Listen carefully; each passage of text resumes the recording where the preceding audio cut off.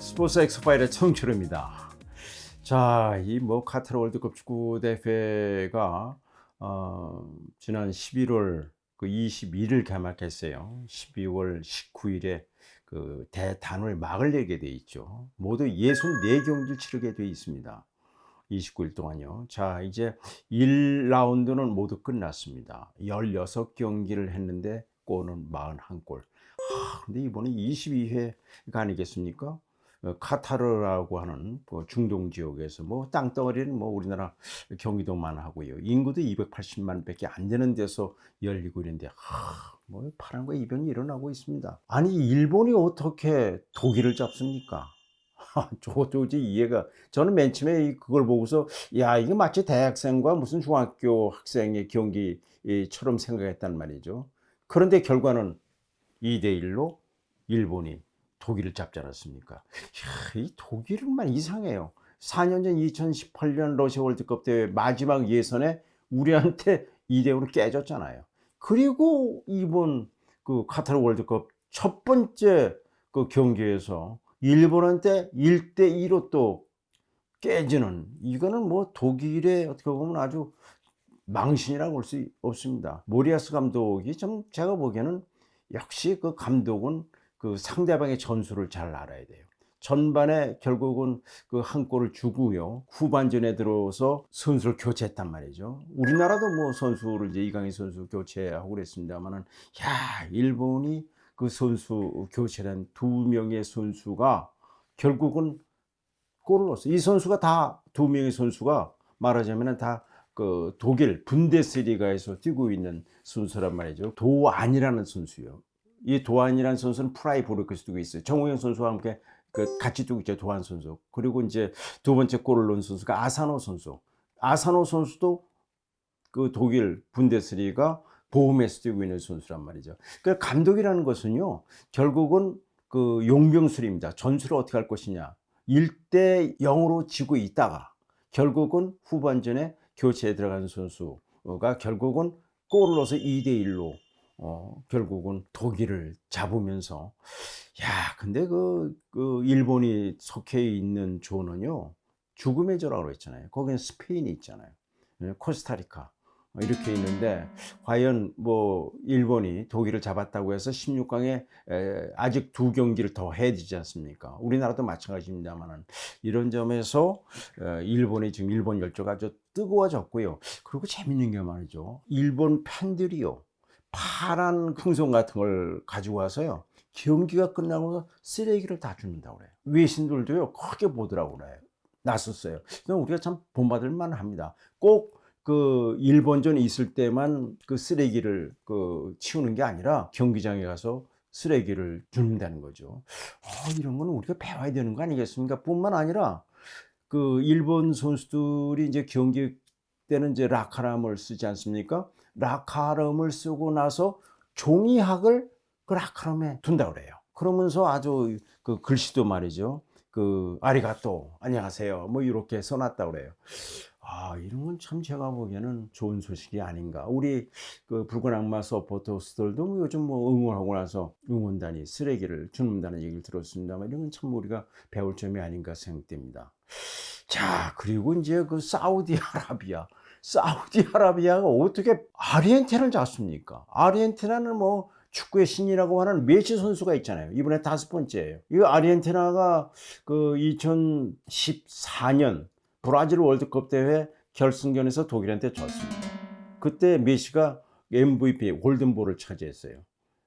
그런데 골든볼을 차지하고도 좋아하지 않았어요. 왜? 우승을 차지하지 못했기 때문에. 피파컵을 안지 못했단 말이죠. 그래서 메시가 이번에 꼭 우승을 차지하고, 자기는 벌써 나이가 35살이거든요. 은퇴하겠다. 이제 축구에서는 이제 떠나겠다라고 했는데, 이게 웬일입니까? 사우디아라비아한테 1대2로 깨지다니요. 아니, 이게 말이죠, 이번 그 카타르 월드컵 때부터 반자동 옵사이드 판도기가 생겼어요. 그 경기장 그 카타르에는 그 이번 월드컵에는 8개 경기장을 졌습니다. 한 300조 들여가지고. 그래가지고 경기장마다 지붕에 12개 카메라가 있어요.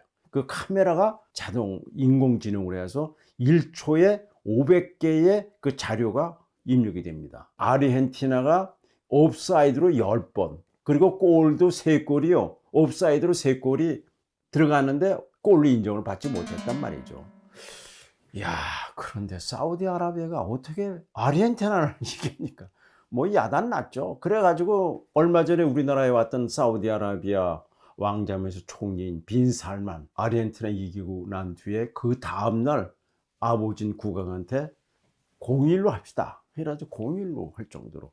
하여튼 제가 보기에는 초장부터 하여튼 이번 카타르 월드컵 축구대회는 이변의 이변입니다. 어떻게 일본이 독일을 잡고 어떻게 사우디아라비아가 아르헨티나를 잡습니까? 그런가 하면은 이번이 22회 그 월드컵이 이제 카타르에서 열리고 있습니다만 지금까지 그 21번 월드컵을 개최해 가지고요. 개최국은 한 번도 진 적이 없어요. 16승 6무입니다. 그런데 이번에 카타르가 에콰도르한테 졌잖아요.